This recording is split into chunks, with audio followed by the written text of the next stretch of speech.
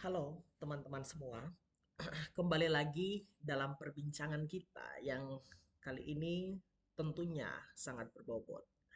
Karena kita akan melihat ambivalensi kekudusan sistem intrusif dan kuasa pendisiplinan di kawasan Eropa.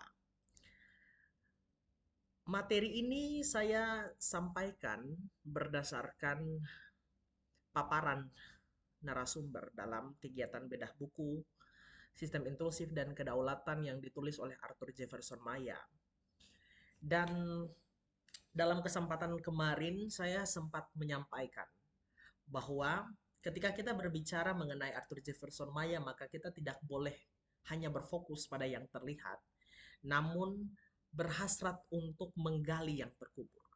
Sehingga pikiran-pikiran mainstream mengenai kehadiran sistem intrusif yang cenderung bersua pada stabilitas politik, keamanan, pertahanan, dan lain-lain, itu saya rasa tidaklah terlalu menarik.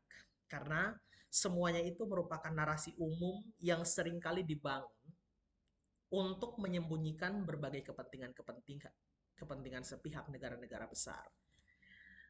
Jadi, menurut saya, ketika kita berbicara mengenai sistem intrusif, maka tidak semata-mata kita berbicara mengenai intervensi ekonomi atau economic intervention, atau bahkan kita memantik mengenai alutsista militer, tapi kita berbicara mengenai invasi nalar. Ini tentunya bukan tanpa dasar, karena dalam buku Sistem Intrusif dan Kedaulatan juga mengutip pikiran Cantori dan Spiegel mengenai politically significant involvement dan politically insignificant involvement. Dan based on apa yang disampaikan salah satu narasumber kemarin, Prof. Yanyan, seorang guru besar hubungan internasional dari Universitas Pajajaran, maka ada tiga indikator utama yang perlu kita lihat untuk menganalisis kehadiran intrusif dan kuasa pendisiplinan itu secara menyeluruh. Yang pertama itu mengenai intrusif. Yang kedua mengenai sovereignty atau kedaulatan, dan yang ketiga itu mengenai dignity atau martabat. Sehingga ketiga hal ini tentunya memantik alam berpikir saya untuk bertanya-tanya, bagaimanakah kita harus memaknai kondisi di mana sistem intrusif saat ini sudah merasuki sendi-sendi kehidupan masyarakat di Eropa yang ironisnya berpijak pada prinsip-prinsip liberalisme, humanisme, dan lain-lain sebagainya. Namun secara perlahan kita bisa lihat bahwa mereka terperosok dalam jebakan hegemoni otoritatif. Bukankah ini kembali memantik pertanyaan filosofis mengenai hakikat dari kebebasan itu sendiri? Dan tentunya ketika kita berbicara mengenai hal ini, maka kita harus melihat apakah kebebasan itu sekedar jargon yang sudah terfragmentasi dalam ilusi keadilan prosedural, sementara substansi dari keadilan itu sendiri diam-diam diambil alih oleh aparatus negara yang membungkus otoritasnya dalam jubah keamanan publik. Sehingga berbicara mengenai intrusif, maka kita berbicara mengenai dekonstruksi eksistensial. Kita melihat bahwa kebebasan yang diidealkan, didamba-dambakan oleh masyarakat di Eropa sejak zaman pencerahan, kini bertransformasi menjadi sebuah struktur kontrol yang begitu subliminal. Artinya tidak lagi tampak sebagai sebuah ancaman, namun menjadi bagian dari narasi kolektif yang tidak bisa direlakan. Makanya dalam kontemplasi saya merenung bahwa Eropa itu merupakan kawasan yang seringkali mengklaim dirinya sebagai mercusuar dari peradaban. Namun, layaknya dengan kehadiran intrusif sendiri, mereka tengah beradu demi menciptakan sebuah labirin sosial yang menjerat warganya dalam kompleksitas sistem intrusif ini sendiri. Sehingga ketika sejarah itu dievaluasi kembali, khususnya melihat kawasan Eropa, maka fenomena ini mencerminkan ironi yang menggigit. Kenapa? Karena prinsip liberalisme itu terukir dalam peluh sejak zaman pencerahan, kini menghadapi dominasi algoritma dan monitoring digital yang merayap dalam sunyi.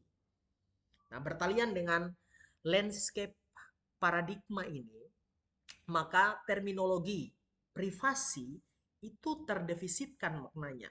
Serasa tidak lagi utuh, tidak lagi berdaulat, namun menjadi mantra kosong di bawah bayang-bayang otoritarianisme teknologi. Menarik sekali ketika kita melihat dua indikator penting ini, khususnya mengambil sampel di Eropa.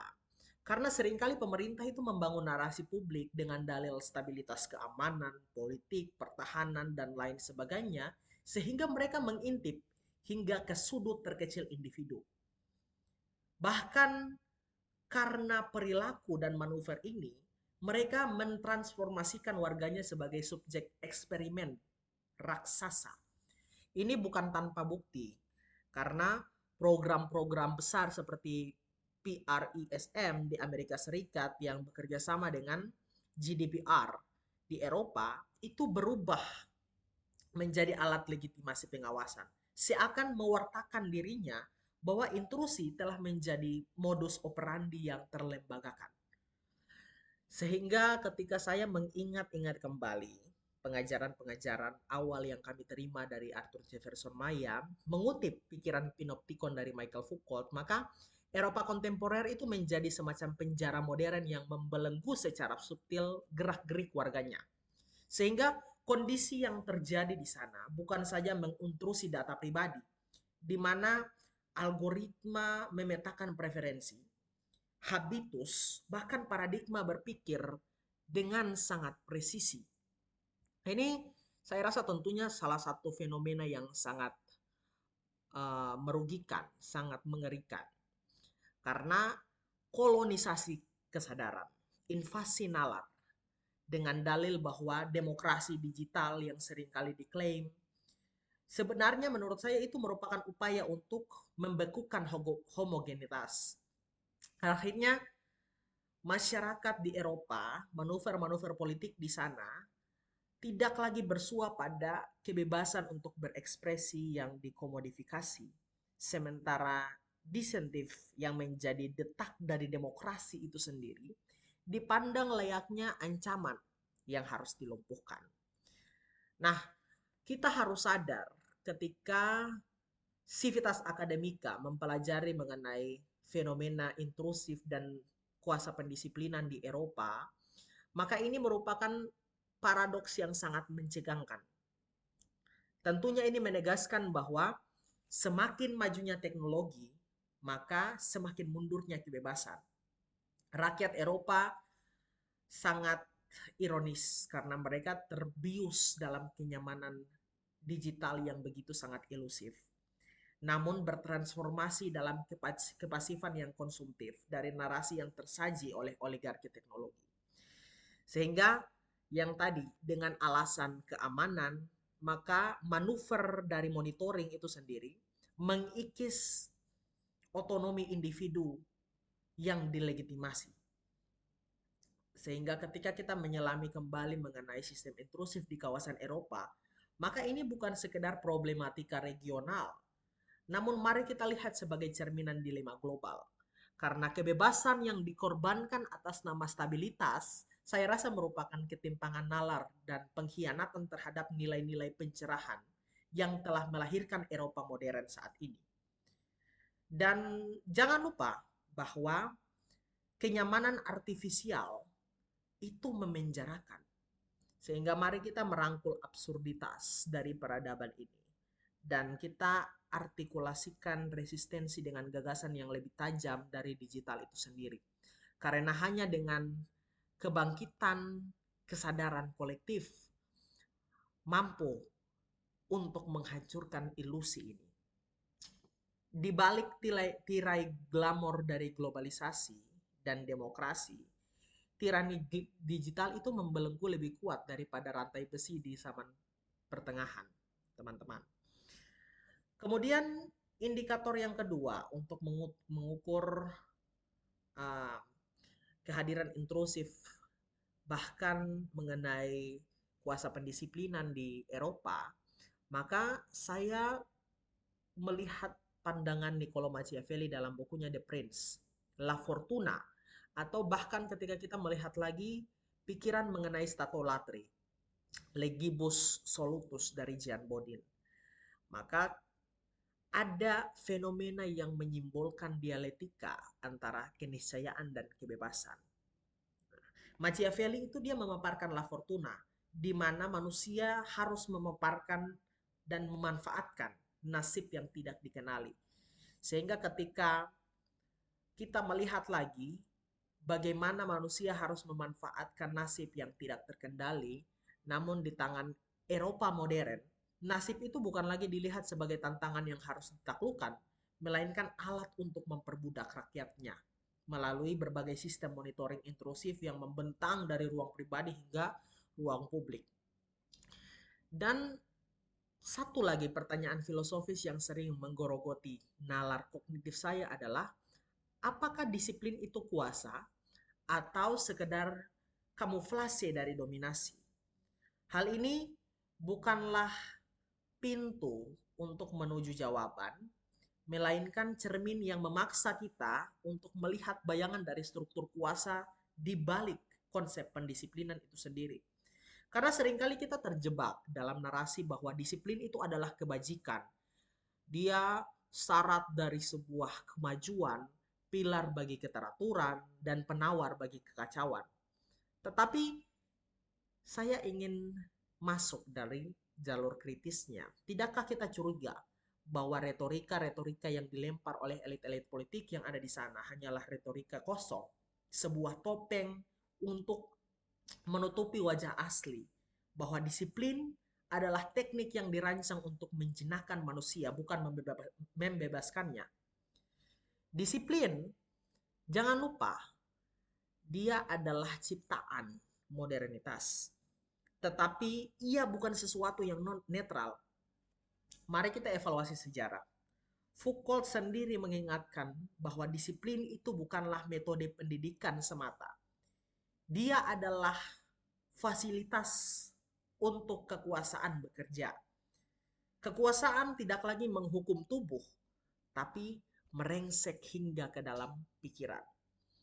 Sehingga ketika kita berbicara mengenai disiplin, apa yang seharusnya kita bicarakan, khususnya dalam konteks di Eropa, kita sedang berbicara mengenai sistem yang membuat tubuh itu patuh, pikiran menjadi teratur, dan keinginan tunduk pada berbagai norma yang ditentukan oleh pihak yang memegang kendali.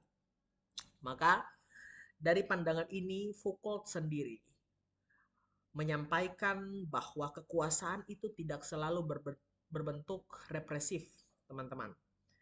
Dia juga bisa hadir sebagai sesuatu yang mengatur, mengarahkan, dan bahkan mendisiplinkan. Dalam konteks kekudusan atau ambivalensi yang terjadi antara sistem intrusif dan juga kuasa pendisiplinan, maka disiplin itu seringkali melahirkan paradoks. Kekudusan melalui institusi atau norma sosial menjadi alat untuk mengontrol tubuh, mendisiplinkan pikiran manusia. Sehingga jangan lupa bahwa konsep ini membentuk individu yang suci dalam standar tertentu. Namun pada saat yang sama, dia menyingkirkan mereka yang dianggap menyimpang. Disinilah saya rasa letak ambivalensinya ketika kita menganalisis kawasan Eropa. Karena kekudusan itu bukan semata-mata soal moralitas atau religionalitas, tapi juga dia soal siapa yang menentukan standar tersebut. Dan itu adalah contoh nyata yang terjadi di Eropa.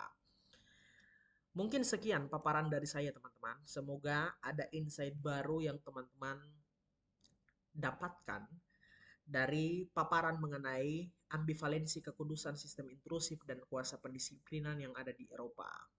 Tetap tajam dalam berpikir.